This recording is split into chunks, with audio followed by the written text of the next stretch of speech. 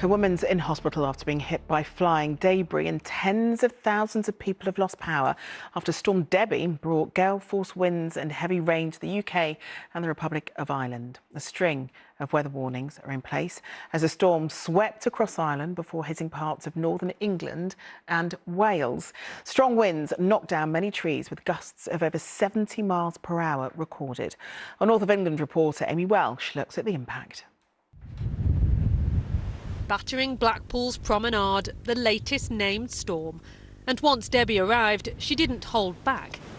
And as the waves came crashing down, so too did the buildings, with flying debris by far the biggest danger along the Fylde coast. Predominantly wind-related issues, items falling from buildings, loose objects, debris flying around, trees being uprooted, the usual sort of thing that we get with this type of weather.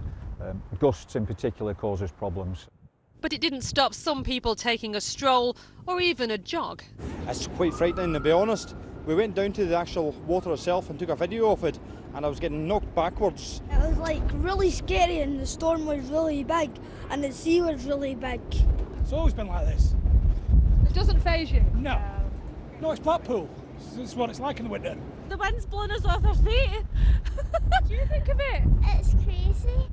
Wind speeds along Blackpool seafront are already 50 miles per hour, and they could reach 80 miles per hour. And they are whipping the sea up into a foam which is spilling its way over the sea walls. In the Republic of Ireland, residents woke up to flooded streets and submerged cars. A supermarket in Galway whose contents had spilled onto the shop floor was left looking ransacked. And a post woman was taken to hospital after being caught in the crossfire of windswept rubbish.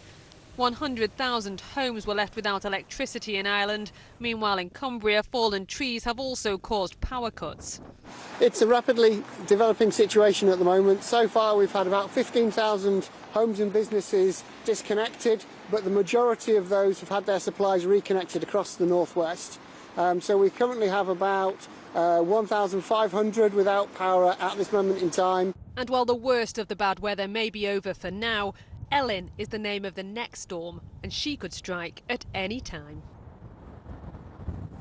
Well, that yellow wind weather warning is still in place for much of the north of England. Here in Blackpool, things are actually a lot calmer than they were. But tomorrow, of course, that big clean-up operation will begin, particularly along the front here, where large parts of the promenade had to be closed off earlier because of that flying debris.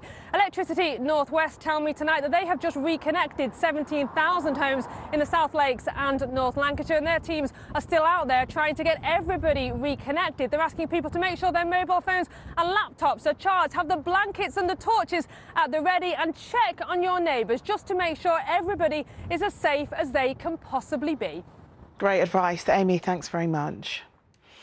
Well, Alex has joined us in the studio. And Alex, Debi is the fourth named storm of autumn already. Is that normal? Well, we started naming storms back in 2015, and this is the earliest that we've ever got to D, and perhaps a sign of things to come. As we know, the Met Office are predicting wetter and stormier winters, and this one is certainly following that pattern at the moment. Now, Debi is up towards the north-northeast at the moment, and we still have warnings in place. In fact, this wind warning across northern parts of England was extended by the Met Office a short time ago. We could see gusts up to 60 miles per hour. That could cause some disruption, and we do have a much smaller rain warning in place up towards eastern parts of Scotland as well. And here is what Debi has been doing throughout today, calling mayhem across the north and northwest. That thankfully does move away into the North Sea as we head into tomorrow. But let's take a quick look at the storms that we had so far this year. And as Charlene just said, perhaps a little unusual, you could say. We've had a storm literally every 2 weeks since the end of September.